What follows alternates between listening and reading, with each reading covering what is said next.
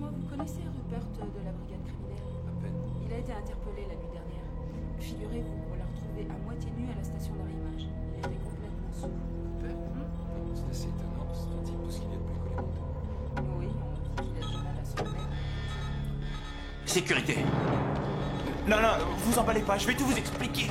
Qu'est-ce qui vous prend? C'est une erreur. Une erreur? Vous essayez de vous introduire sur un réseau à accès réglementé. Je suis là pour réviser cet engin. J'ai sûrement dû entrer un code foireux par inattention. Ce qui me chiffonne, Eddie, c'est qu'il faut entrer un tas de faux codes et dans le bon ordre pour parvenir à déclencher cette alarme. Vous êtes une huile? Ah, d'accord. Je démissionne. J'en ai ma claque de bosser. Et restez pour un tranquille. Ce qui va arriver maintenant n'est que pure procédure. Nos experts vont examiner cet ordinateur et votre dossier va être consulté. On en profitera pour vous poser quelques questions, histoire de voir si tout concorde. Je vous avertis, je vais prévenir mon avocat. C'est un vrai tueur. D'ailleurs, personne ne peut le sentir. Il est dingue et je vous jure qu'il dormira pas tant que je serai dans une cellule. Il me fera sortir de prison. C'est pas une arrestation, Eddie. Nous vous gardons simplement avec nous le temps nécessaire à la clarification de ce petit incident. Hume. Il portait une arme? Non, aucune. Désolé, mais on n'a pas trouvé grand-chose. On lui a fait passer un scanner, on l'aura bientôt. Une arme? Je suis juste venu réviser une de vos machines. Vous imaginez quoi? Je suis pas un membre d'un commando terroriste, vous savez. J'ai pas mis dessus sur mon visage. Cornet déclare le vol d'une de ses combinaisons. Elle était brodée au nom d'Eddie G. Miller, juste au-dessous de l'épaule. Drôle de coïncidence, regardez sous la vôtre. Il y a justement écrit Miller. Mais j'imagine que ce n'est pas votre nom. C'est certainement un abruti qui a fracturé mon casier et qui m'a piqué une combinaison de rechange. C'est Cornet qui nous oblige à en avoir plusieurs et qui nous les facture un maximum. Restez assis. Non, je vais retourner chez Cornet. Je vais démissionner, je vais ramasser mes affaires et je vais rentrer chez moi. Et là, je m'assierai.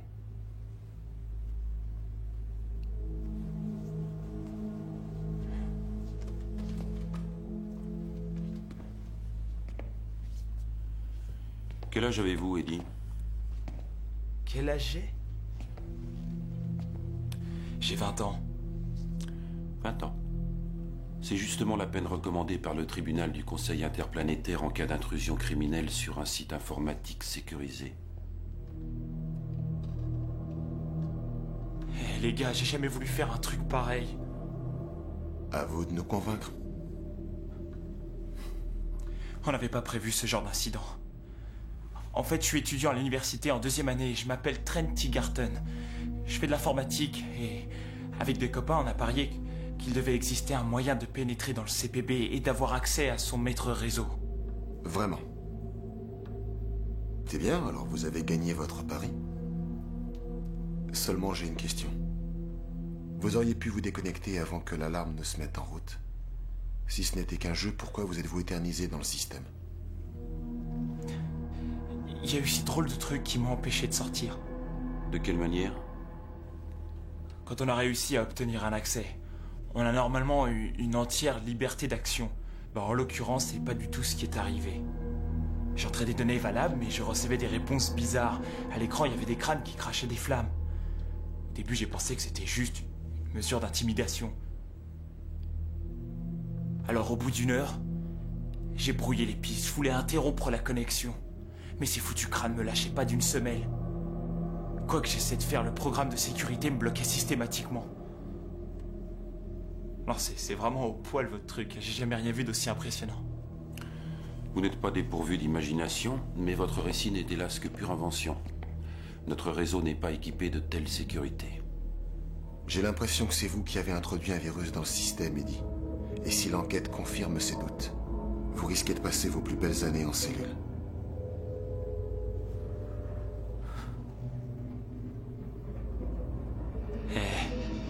Je voudrais surtout pas que vous vous sentiez fautif, messieurs. Vous n'y êtes pour rien si le CPB n'est pas capable de protéger ses accès. C'est le dispositif de filtrage le plus nul que j'ai jamais vu. Pour une administration censée faire respecter la loi, c'est consternant, vous ne trouvez pas? Tu as faim? Viens, on va manger. Laissons Monsieur Eddie 5 minutes, qu'il rassemble ses esprits. Et c'est parti. L'air conditionné s'est arrêté. Oh, J'ai l'impression que tous les conduits de l'immeuble sont en panne. oh non. Je tiens à vous signaler qu'il ne s'agit pas d'une panne, en tout cas pas au sens où vous l'entendez.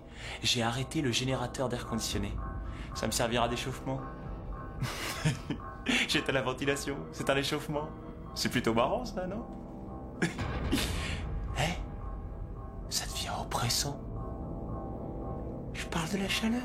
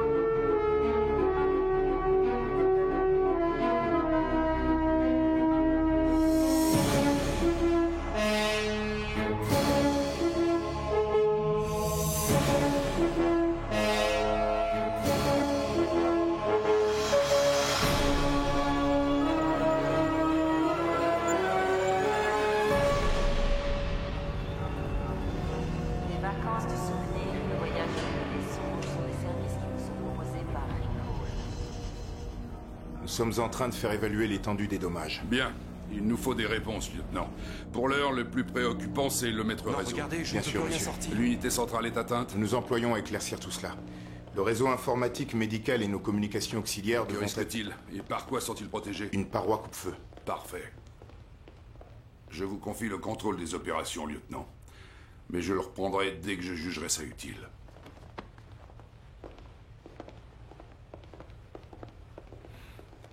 C'est très rassurant. Ils sont toujours là.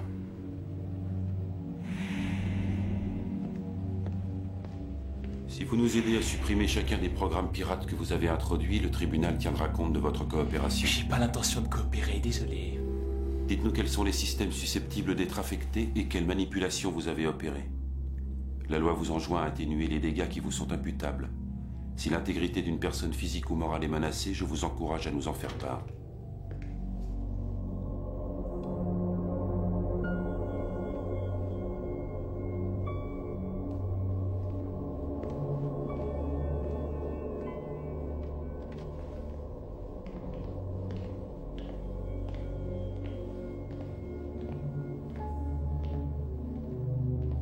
Le directeur adjoint Atkins a été temporairement nommé à la tête de la division. Quoi? C'est une plaisanterie?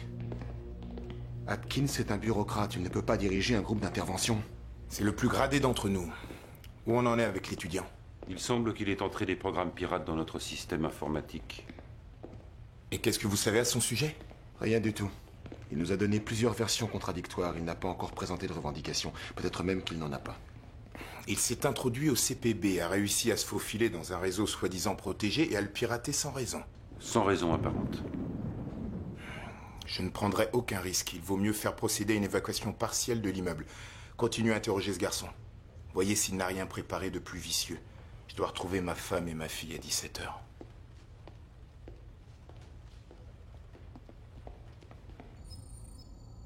Ce que vous voyez là, c'est l'image du cerveau d'un jeune homme à l'intelligence tout à fait normale. Toutefois, il apparaît que ce cerveau fonctionne à un degré de performance tel qu'il fait de ce jeune homme à l'intelligence moyenne un être capable d'actes qui confine au pur génie. Comme entrer dans le maître réseau et y planter des programmes que nos experts n'arrivent pas à isoler. Par exemple, les parties colorées en rouge indiquent des zones d'activité cérébrale d'intensité aiguë.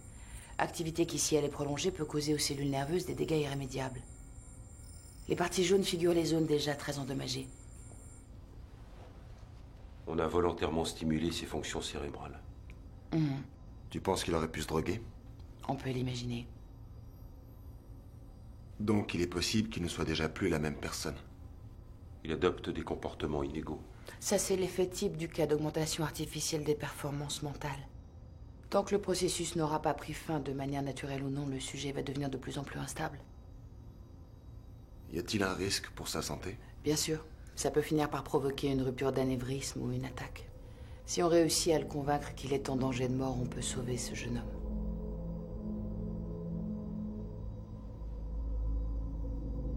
En modifiant la structure de votre champ visuel et en vous administrant les sédatifs appropriés, je peux graduellement ramener votre activité cérébrale à un état convenable. J'aimerais que vous réalisiez que votre vie est en jeu. J'ai atteint un degré de conscience que personne n'oserait imaginer. Vous savez ce que c'est que de progresser à un tel niveau? Ce que je vous ai montré jusqu'à maintenant, c'est qu'une fraction de ce que je suis capable de faire. Et puis je me fiche de ce qui peut m'arriver. Tout le monde finit par mourir à son heure.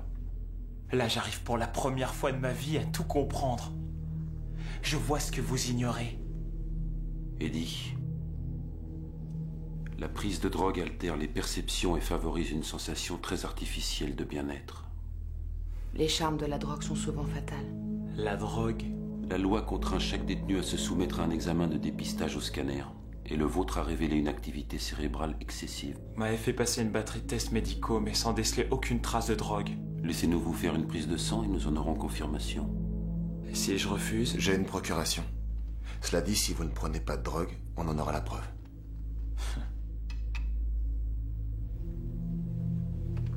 N'ayez pas peur, c'est pas douloureux.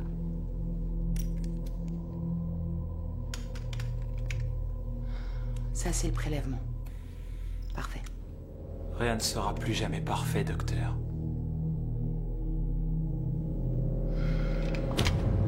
Ne soyez pas désolé pour moi. Je vois des choses que vous ne pouvez même pas imaginer. Je lis dans le futur, j'aperçois ces machines qui menacent de supplanter les êtres humains qu'ils sont censés servir. Les androïdes vont corrompre notre avenir.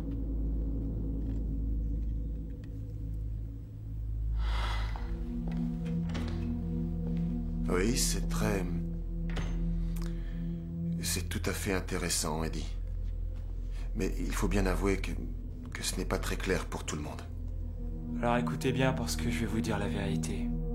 L'humanité n'est pas passée du singe à l'homme avec pour seul objectif de créer des machines qui lui ressemblent.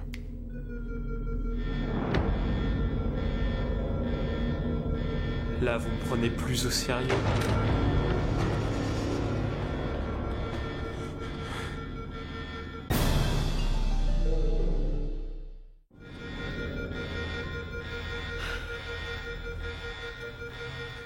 On dirait que j'ai été mal informé. Très bien, messieurs, c'est terminé. Allons-y, je vous prie. Allons-y. Merci quand même, les gars. Vrai crime? Fausse adresse? Je crois que c'est ce qui s'est passé pour vos ordinateurs. Je viens de recevoir un email qui disait que vous étiez ses otages. Lieutenant, je pense pouvoir affirmer avec certitude qu'Eddie est à l'origine de ce message. Holland a remarqué chez lui une activité cérébrale aiguë. Est-ce qu'il est sous l'emprise d'une drogue? Il a fait l'objet d'une prise de sang, mais il a toujours nié.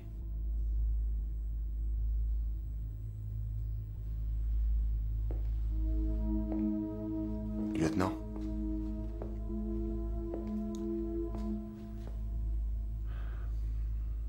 Est-ce que vous avez remarqué qu'il est très mal à l'aise en votre présence?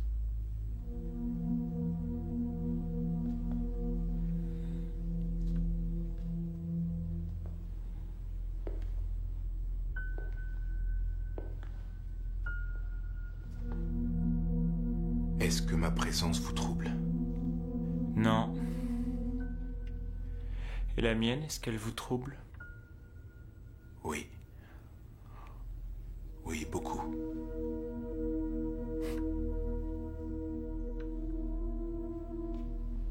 Ça nous fait une certitude.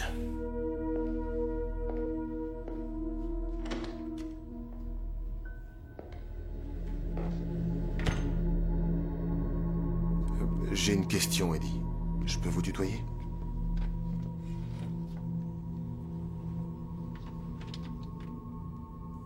J'aimerais savoir ce qui se passe avec le lieutenant. Dis-le-moi, sois sympa. Disons que j'ai un problème avec les forces de l'ordre. Non, tu peux faire mieux que ça. Explique-moi tout. Eddie, tu peux venir une minute? Le labo a quelque chose. Quoi? J'en sais rien, Holland a dit que c'était important. Ok. Réfléchis à la question, Eddie.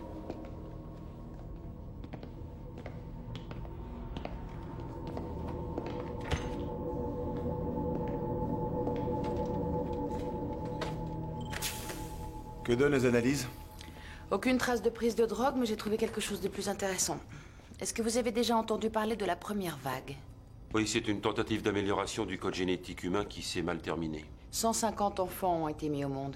Leur code génétique a été illégalement modifié parce qu'une poignée de chercheurs étaient persuadés de pouvoir améliorer leur capacité mentale. Mais hélas... Oui, ça y est, oui, ça me revient. Il me semble que la plupart des nouveau-nés sont décédés prématurément, non? Quelques-uns ont survécu. Ils avaient une apparence normale, enfin presque tous.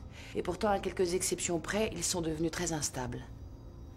Maintenant, il est impossible de savoir s'il s'agit là d'une des conséquences d'une si lourde manipulation ou de la tutelle que le Bureau pour l'enfance a exercée sur ces gosses. On n'a pas dû faire la queue pour adopter ces pauvres gosses. Non. Aucun des enfants qu'on a désignés comme étant aptes à être placés en famille ne l'est resté très longtemps. Tu penses qu'Eddie est de la première vague? J'ai réussi à isoler sur une protéine un marquage de séquence que ces pseudo-scientifiques utilisaient pour signer leur œuvre. Eddie n'a pas eu recours à une quelconque drogue pour améliorer ses performances cérébrales. Il voit certaines choses. Du moins, il pense les voir avant qu'elles n'arrivent. Toi, tu y crois? Des expériences similaires rapportent que lorsque quelqu'un peut atteindre un niveau d'activité aussi intense... Appelle Brian à la radio et dis-lui de m'envoyer 2 hommes en secteur 4. Qu'est-ce qui se passe, Macaulay? On a plusieurs transformateurs en surchauffe et 2 d'entre eux viennent d'exploser. On est passé en énergie auxiliaire dans tout l'immeuble. J'attacherais volontiers Eddie à un de ces transformateurs. Je ne pense pas que tu en aies besoin. Je crois qu'il a commencé à perdre la raison. S'il en a jamais eu? Je vais le calmer.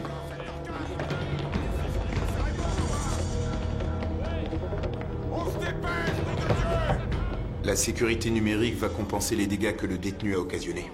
J'ai conditionnellement approuvé votre demande d'évacuation partielle. Conditionnellement approuvé? Je l'ai approuvé, mais sachez que je n'y adhère pas. Je suis l'officier le plus gradé, et à ce titre, c'est moi qui serai tenu responsable des ordres donnés. Je sais que je parle dans le vide, mais je demeure persuadé que les compétences d'un expert peuvent nous être bien utiles. Je souhaite que nous n'ayons pas en arrivé à de telles extrémités, monsieur. Bien, ce gosse a paralysé la moitié de l'immeuble. Les civils courent un risque, alors maintenant, il faut prendre une décision.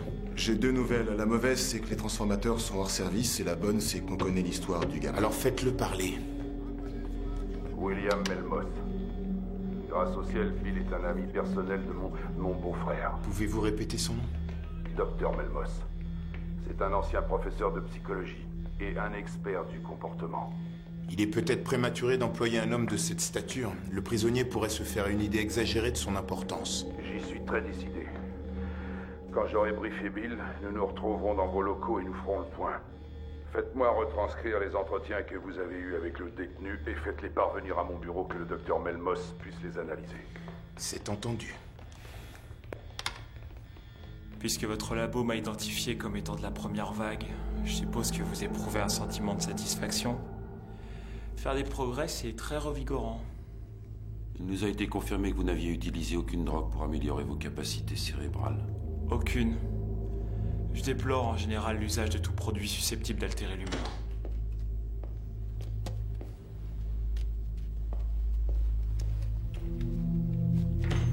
Je vois que vous avez découvert qui je suis.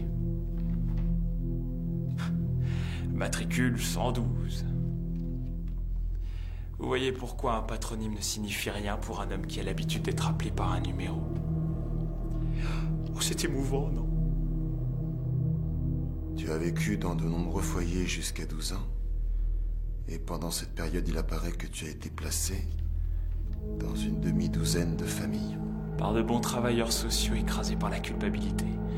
Tous capables, enfin presque tous, de l'impossible. Un peu comme vous savez de ces émeutiers qui ressortent des magasins pillés avec du matériel volé sur le dos. Ou alors les fourmis qui soulèvent 10 fois leur propre poids.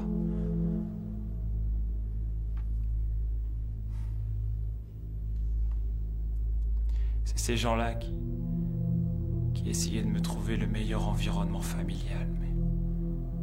Mais quelle sorte de famille aurait pu vouloir de moi? Je crois que même si j'avais été disposé à retourner cet amour, pas un parent n'aurait voulu s'encombrer d'un gamin aussi instable. Vous avez quitté le système de tutelle alors que vous n'aviez pas 12 ans. Le système m'a abandonné. J'ai décidé de poursuivre ma route sans aucune aide. Oh, évidemment, j'ai dû renoncer au pancake et à la crème que ce cher CUP offrait le dimanche matin à chacun d'entre nous. Mais bon, je n'avais plus l'âge. Tu n'étais qu'un enfant. J'avais 11 ans et demi. Je suis allé au nord dans un port abandonné, rêver de voyage sur d'autres planètes. J'y rencontrais des enfants comme moi pour la première fois de ma vie. Eddie, est-ce que tu savais que les ports abandonnés sont en général les lieux de ralliement de groupes occultes? C'est ce que vous essayez de nous dire? Ils sont tous sauf des groupes occultes. Ce sont plutôt de fervents visionnaires. Comment s'appelle ton groupe? Il s'appelle Handsome. Vous avez dû lire nos communiqués, c'est à l'échelle planétaire que nous menons nos actions. Nous sommes résolus à protéger l'humanité de la menace des manipulations génétiques. Handsome, ce sont eux qui vous ont enseigné à accroître vos capacités mentales. C'est une technique de méditation avancée. Une pincée de bouddhisme zen, un doigt de mysticisme. Et une portion de poudre de mystère. Vous voulez connaître la composition de la poudre de mystère? Je vais vous mettre sur la voie.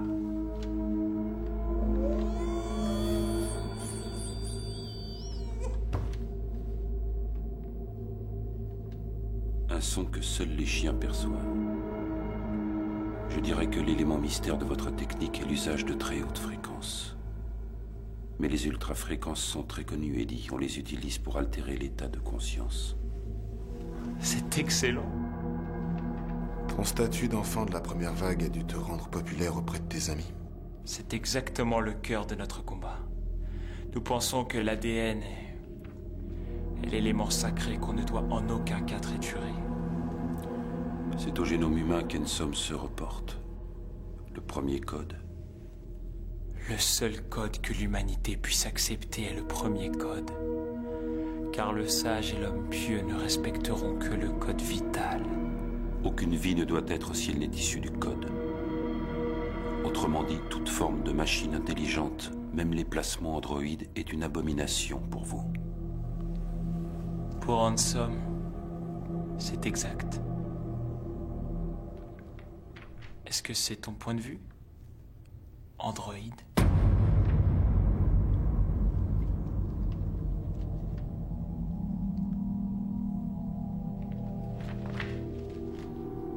Après ce qu'on a vécu aujourd'hui, je crois qu'il vaut mieux ne pas faire augmenter la pression, Eddie.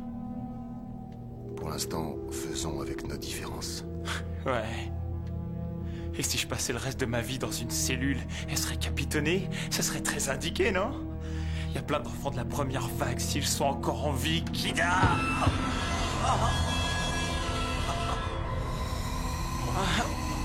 Écoute-moi, Eddie. Quelle que soit ta technique, ton cerveau est gravement endommagé.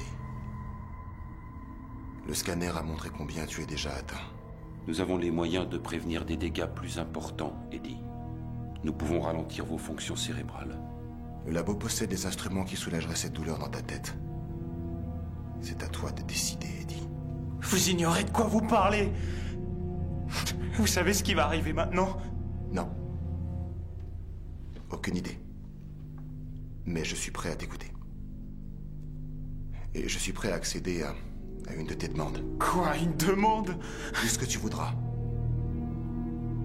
Mais tu dois nous dire ce que tu veux. Essayons de trouver une solution. Je peux t'aider. Je vais vous présenter une demande.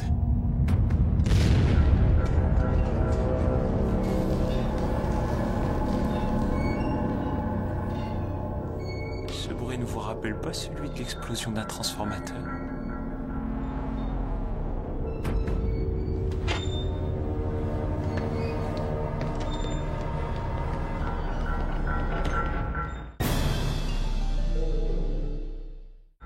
Qui est-il au juste? Il appartient à un groupe anti-technologie baptisé Handsome. Handsome pense qu'il est de son devoir de prévenir l'humanité du danger que lui font courir ses propres machines à intelligence artificielle. Handsome n'a commis que des délits mineurs à ma connaissance. D'habitude, ils s'en prennent plutôt à des compagnies privées qui opèrent dans le domaine informatique. Alors pourquoi nous? Pourquoi le CPB? Peut-être parce que je suis une machine. Je crois que notre détenu sait que je fais partie d'une nouvelle classe d'androïdes. Comment le saurait-il? Je n'ai pas certain. Il le sait. Lieutenant Ehrenthal, je constate que la situation s'est détériorée depuis mon appel. Nous avons eu des ennuis avec quelques transformateurs. Votre réseau de communication sature. Le CPB ne fonctionne plus qu'en énergie auxiliaire. Bref, nous avons perdu assez de temps. J'ai l'honneur de vous présenter William Melmoth. Il va interroger le détenu. Monsieur Atkins, croyez-vous qu'il soit bien sage pour quelqu'un de votre envergure de prendre le commandement des opérations? Après tout, la situation est explosive et vous pourriez être blessé. Inspecteur, je sais où est mon devoir. Je prends la direction des opérations. Lieutenant, trouvez-nous une salle où nous puissions faire le point. Quand ce sera chose faite, je tiens beaucoup à ce que le docteur Melmoth interroge notre criminel.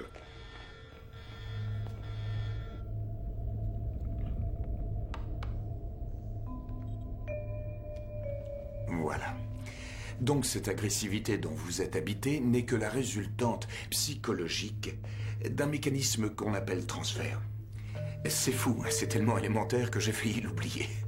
Waouh. Vous paraissez vraiment convaincu que vous détenez une vérité universelle. Bien entendu, il vous est extrêmement difficile de saisir. Votre cerveau est inondé de sérotonine. La sérotonine est un événement chimique naturel que l'on trouve en quantité dans le cortex. Ce gosse pourrait tuer quelqu'un. Son cerveau peut exploser et nous, on doit écouter ce clone. Il n'a pas complètement tort. Une analyse n'a jamais guéri un dysfonctionnement cérébral. Peut-être le Dr Chang pourrait-elle suggérer au Dr Melmoth une approche différente. Qui se sont avérées parfois efficaces, encore qu'elles ne soient pas toutes très approfondies. Pour en revenir à la sérotonine, j'ajouterais que son afflux peut être provoqué par une crise de stress ou survenir en période de dépression. J'ai personnellement suivi un certain nombre de patients dont la plupart... Désolé, docteur, c'est terminé. Excusez-moi. Tout le monde dehors. Maintenant, je vais m'occuper d'Eddie. Lieutenant Ehrenthal, votre attitude est déplacée. Il vaut mieux faire ce qu'il dit. Messieurs, vous entrez.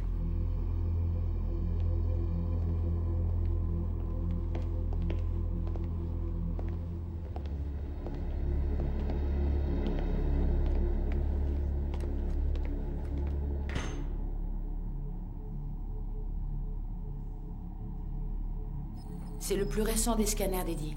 En apparence, il a l'air très calme, mais on peut percevoir les signes d'une crise à venir. Qui aurait l'amabilité de m'expliquer ce qui se passe? Il semblerait qu'il y ait une sorte de connexion entre Eddie et le lieutenant. Pourquoi vous me regardez pas? Je vous ai déjà suffisamment vu. Regardez-moi dans les yeux. Vous vous sentez mieux? Auriez-vous enfin obtenu le petit confort dont vous rêviez? Vous jouez à un jeu mortel. Je suis prêt à mourir pour les idées que je respecte. Est-ce que c'est votre cas? Dites-moi, nous nous sommes déjà rencontrés. Pourquoi je devrais m'en rappeler si vous avez oublié? Vous vous souvenez d'un gamin qui ne sait pas du tout où sont les toilettes et qui vous le demande très poliment? Où est la salle de bain, je vous prie, monsieur Ehrenthal? Je vais l'accompagner. Vous serez plus tranquille pour discuter. J'aimerais que ce soit lui, Martin. Cette fois, je sens qu'on doit le faire. Tu sais, il faut bien y réfléchir. Cet enfant a une personnalité complexe. On lui offrira l'équilibre dont il a besoin. Je veux que ce soit mon garçon. Martin. Votre véritable prénom, c'était Teddy, c'est bien ça? Je n'ai jamais eu de vrai nom. Mais ouais. C'est vrai qu'on m'appelait Teddy.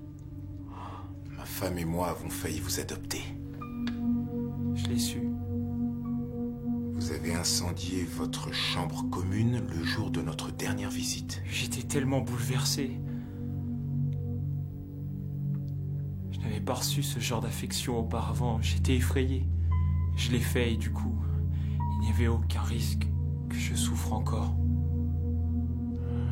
Après l'incendie... Je sais, oui. Première vague d'enfants au cerveau dérangé, j'étais le suspect idéal. C'est normal que vous ayez eu peur. Mais maintenant... Dites-moi la vérité. Vous étiez prêt? En principe, ces deux zones du cerveau n'agissent jamais réciproquement, mais là, elles le font avec une intensité que je n'aurais jamais cru possible. Je me demande si Eddie ne nous prépare pas un de ses mauvais tours.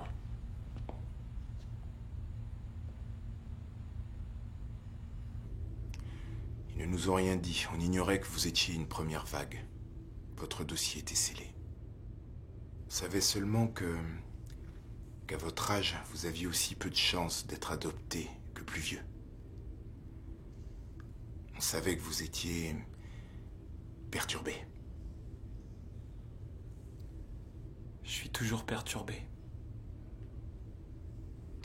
En tout cas, c'est l'euphémisme avec lequel on nous désigne. Pourquoi êtes-vous revenu?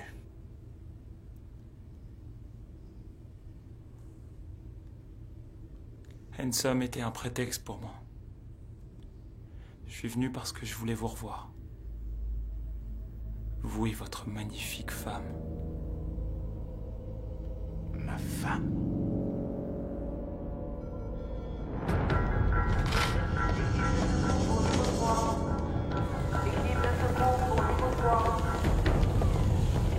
Il nous faudra un extincteur. Oh merde. Rentrez dans ce bureau. Allez, dépêchons. Je veux qu'on me livre mon camarade. D'accord, ne tirez pas. Vous rejoignez les autres. Jetez vos armes par terre. Jetez toutes vos armes par terre. Faites ce qu'elle demande. Jetez vos armes. Poussez-les dans ma direction. D'accord. J'aurais besoin de savoir de quel camarade vous parlez. J'ai eu une journée éprouvante. Et comme vous le voyez, on ne peut même plus utiliser nos ordinateurs. Vous ne détenez qu'un membre d'Handsome. En fait, c'est nous qui avons saboté vos ordinateurs. Ça va. Livrez-moi mon camarade ou je serai obligé d'agir. Oh non, non, ce sera inutile. Vous parliez d'Eddie, c'est ça? Il est juste à côté. Mais avant tout, vous devez me promettre de ne blesser personne.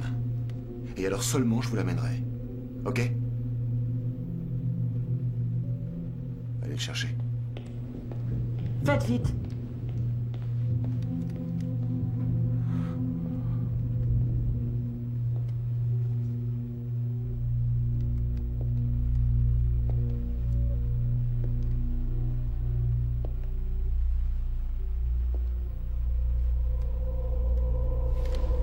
Pas de ça! Je vous aurais prévenu. Approchez.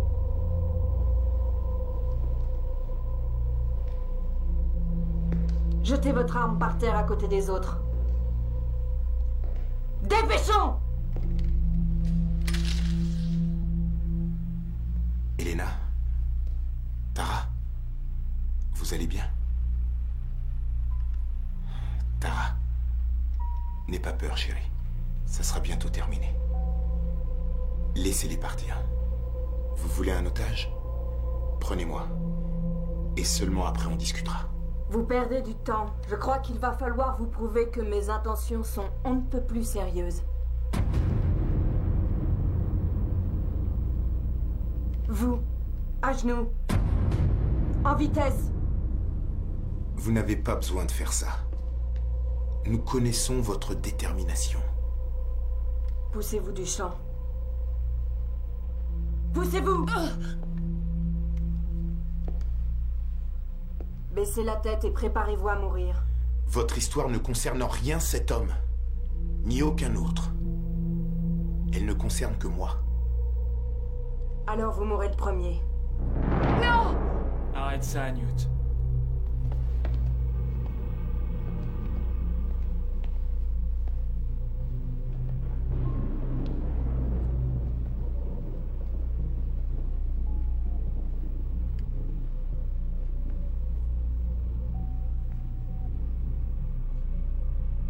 Est-ce qu'ils t'ont maltraité, camarade? De la façon dont ils nous ont toujours maltraités.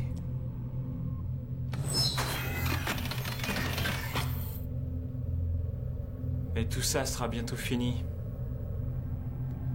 Tu vas trop loin, Eddie. Réfléchis bien à ce que tu fais. Beaucoup d'entre nous éprouvent de la sympathie pour le jeune première vague. Mais à la minute où tu abattras une personne, cette sympathie disparaîtra. Je me fiche de votre sapin. Camarade!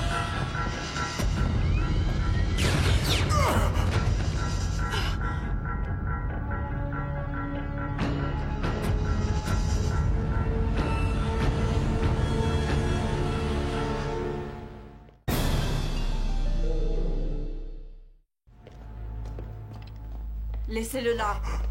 Et maintenant, retournez là-bas. Dehors. Hé, j'ai dit dehors.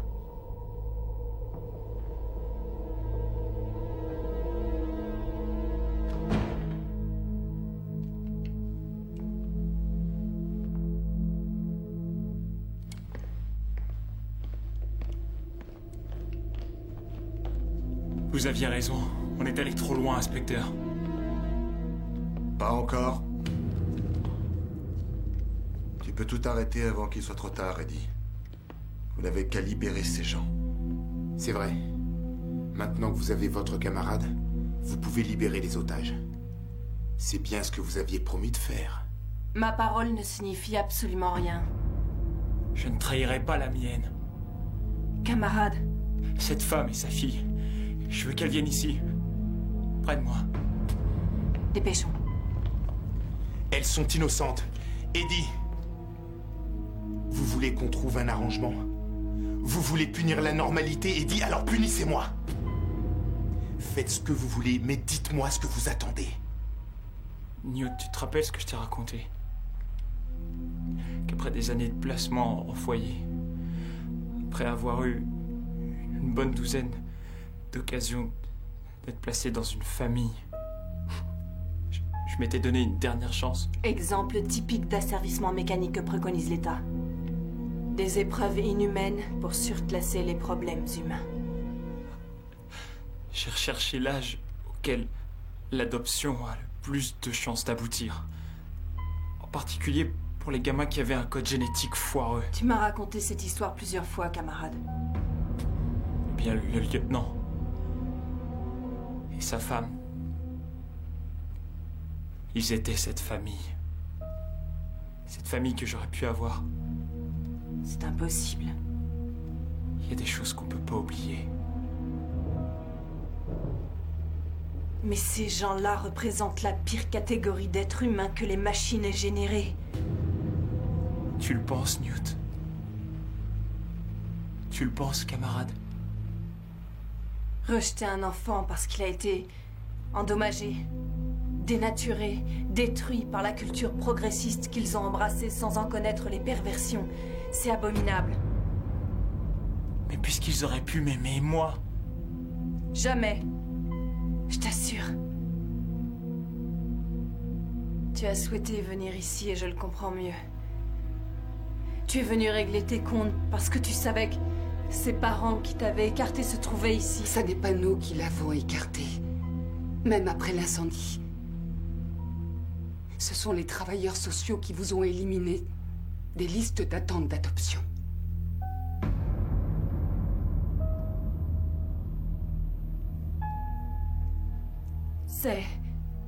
C'est une grande opportunité, camarade. Handsome peut exploiter cette révélation pour en faire un cheval de bataille. Un cheval de bataille, ça ne signifie plus rien du tout. Ça signifie avoir l'honneur de réparer l'injure faite à l'un de nos camarades les plus appréciés. Vous devez lire beaucoup trop de pamphlets. Camarade, à toi l'honneur. Je crois qu'Eddie n'a jamais projeté de tuer quiconque. Et je doute qu'il ait changé d'idée. Vous me faites bien rire. Tout ça, c'est son plan. Ouais, c'est bien mon plan. Mais j'avais un objectif personnel. Je suis venu trouver la vérité. Répondre à certaines questions. Jamais Handsome n'aurait cautionné ce genre de choses. M'autoriser une telle opération. Camarade, tu dois recentrer ta ligne de conduite. Je te rappelle que pas un d'entre nous n'a à défendre d'autres intérêts que ceux de l'humanité. Nous en avons fait la promesse. C'est ça la lutte d'Handsome. Je suis un être humain. J'ai toujours été. Cette famille représente la seule opportunité d'être aimé qui soit présentée à moi. Ils voulaient de moi comme un fils, et c'était sincère. Ces gens sont les pires représentants du succès de l'État progressiste et de sa campagne d'aliénation. Handsome ne peut pas l'accepter. Ils doivent mourir.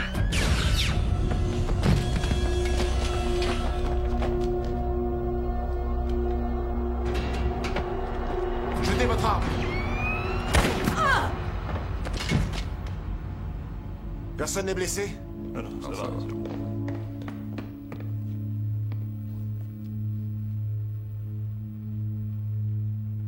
Allez chercher un médecin. Allez me chercher un médecin! C'est un ordre! Vous avez mal? Ça va aller. Je suis désolé. Donnez-moi la main, Eddie.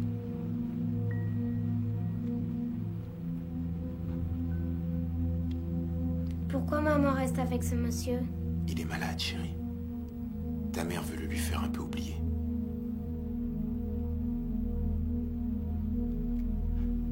Votre fille, où est-elle? J'aimerais la voir. S'il vous plaît. Martin. Toi et Tara, venez près de moi.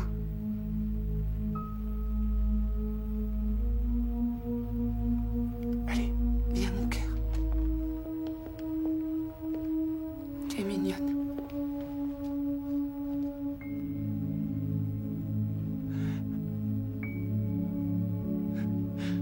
Salut. Salut. Oh, je suis désolé. Je regrette tellement. Je suis désolé. Pour tout. J'aurais pu être... Au revoir, Tara. Au revoir, monsieur. Monsieur, vous allez où? Au revoir, Elena.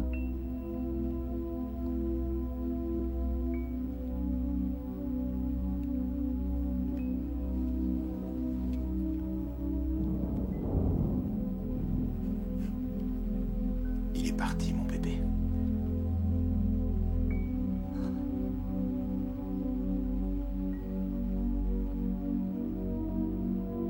Il aura trouvé la famille dont il a toujours rêvé. Mais à quel prix?